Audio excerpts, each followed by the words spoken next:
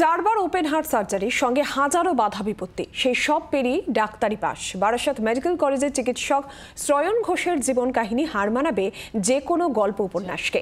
এবার তার জীবনের সেই উপাখ্যানে উঠে এলো লেখকের কলমে। বইয়ের নাম হৃদয়ে আজ ফুল ফুটুক।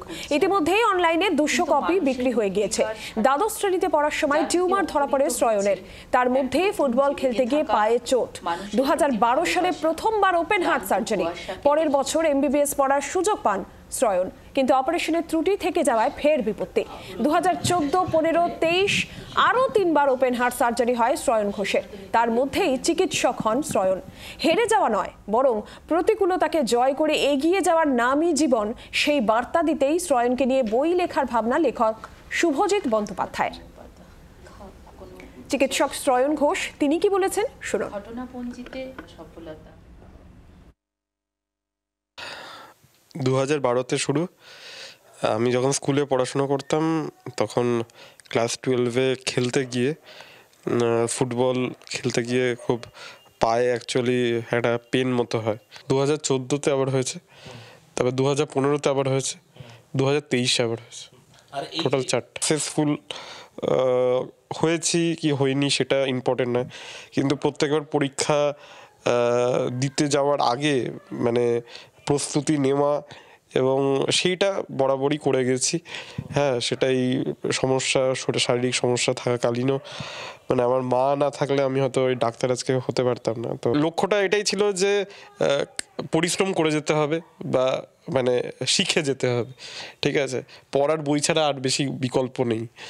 সেই কষ্টগুলো আমার ফ্যামিলি আমার পাশে ছিল বলে মানে অনেকটাই আমি সাপোর্ট পেয়েছি। প্রত্যেকবার যেত বা হারো যাই হোক, প্রত্যেকবার এটা নিশ্চিত থাকতে হবে যে এরপরে যেন আবার ঠিকভাবে যেন প্রিপারেশন নিই, প্রত্যেকবার চেষ্টা করে যেতে হবে। শ্রয়ন ঘোষের মা তাপসী ঘোষের কি বক্তব্য শুনবো।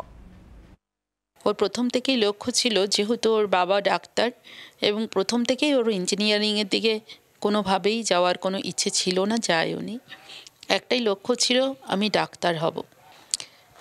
এবার যখন 2012 সালে ওই পরিস্থিতি হয়েছিল, সত্যি কথা বলতে যখন ডাক্তার বললেন এক্ষুনি অপারেশন করতে হবে, NRS-এর করিডরে আমি দাঁড়িয়ে রয়েছি।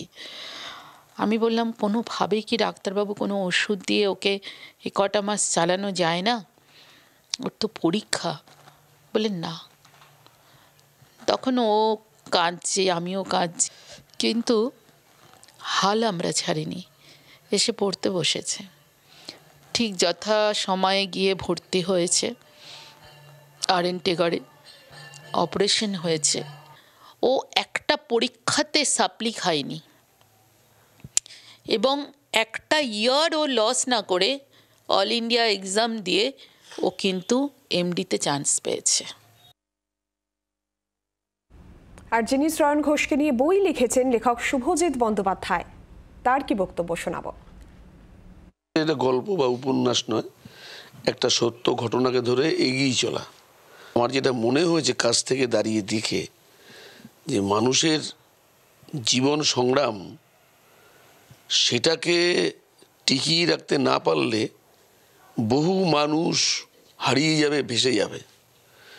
আমার এই লেখার মধ্যে অনেক বড় সাহিত্য খুঁজে পাওয়া যাবে না, কিন্তু বেঁচে থাকার যে আত্মোপলব্ধি, আত্মচেতনা এবং আত্মশক্তি, এটাই আমি লেখার চেষ্টা করেছি একটা মানুষকে সামনে রেখে, যাতে আরও হাজার মানুষ সেই জায়গায় পৌঁছতে পারে, তার আত্মশক্তি যাতে বাড়তে পারে, সে যাতে বুঝতে পারে যে বেঁচে থাকা যায়।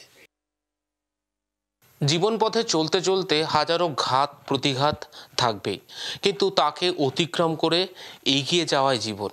আর সেই গল্পই ইতিমধ্যেই বইমেলাতে প্রকাশ হয়ে গিয়েছে, যদিও গল্প নয়, সত্যি ঘটনা।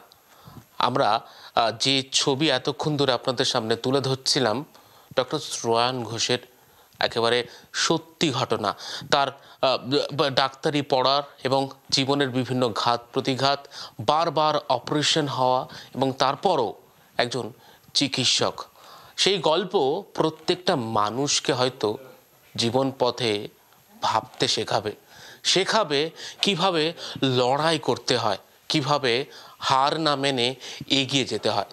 ক্যামেরায় শুভ্র ঘোষের সঙ্গে অয়ন শর্মা, জি24 ঘন্টা, কলকাতা। বাংলার আওয়াজ, বাঙালির আবেগ, জি24 ঘন্টা।